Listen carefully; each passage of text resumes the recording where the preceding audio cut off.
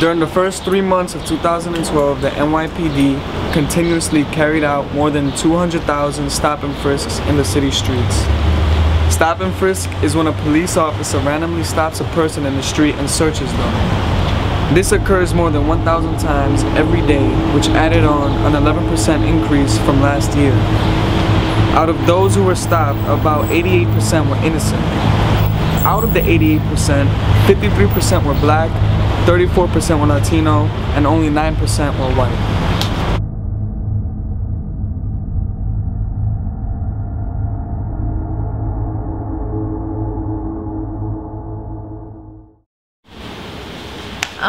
So like about a month ago, me and Hiba, we were at the park, Prospect Park.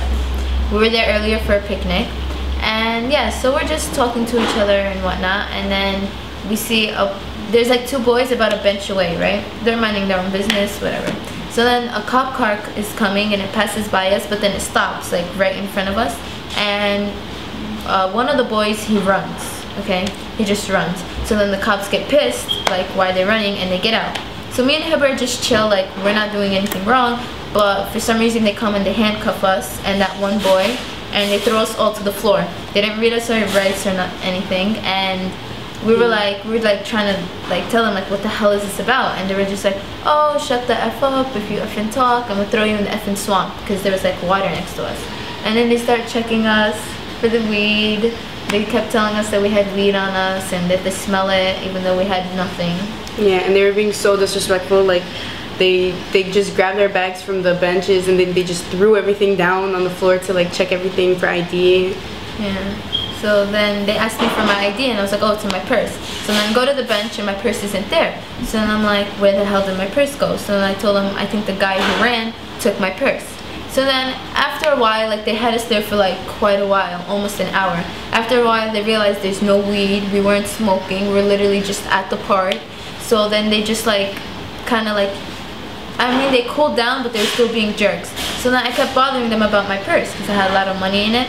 And then they were like, okay, they knew that we really didn't want our parents to find out. We didn't want to get in trouble. So then they were like, how about we make a deal? You don't complain about your purse and we won't let your parents find out about what happened. But nothing really happened. It was their fault for accusing us of carrying weed when we had nothing and throwing us on the floor like that. But I mean, I couldn't say anything because they were like abusing their power. And then I was like, he was like, so you forget the bag and we forget this ever happened. And I was like, okay, fine.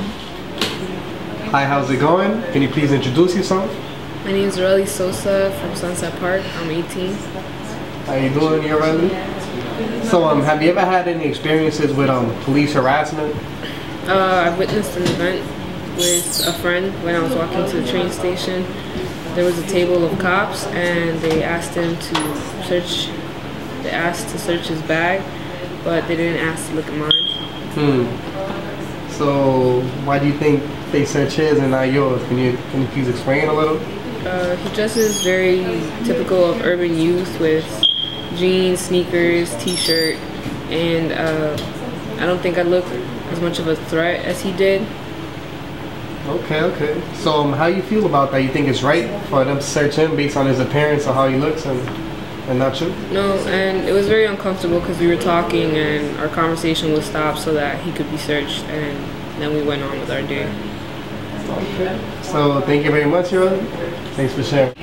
How you doing? My name is Adam Roman. I'm a youth justice organizer with Uprose.